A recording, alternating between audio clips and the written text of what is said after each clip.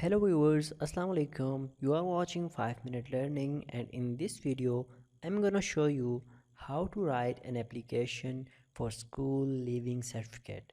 So let's get started.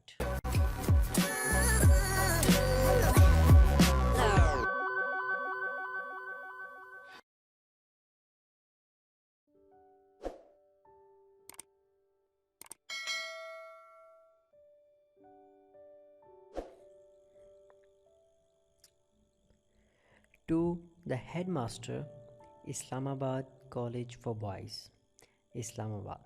Dear sir, I beg to state that my father is a government employee.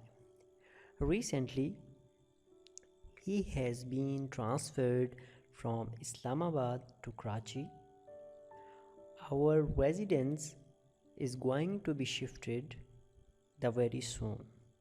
So I regret to inform you that it is not possible for me to continue my studies at your school. I therefore pray that you would kind issue me the school leaving certificate and oblique thereby. Yours obediently, XYZ. Thank you for watching. If you like my content and want to support the channel, please think about subscribing. I'll see you in my next video. Bye bye.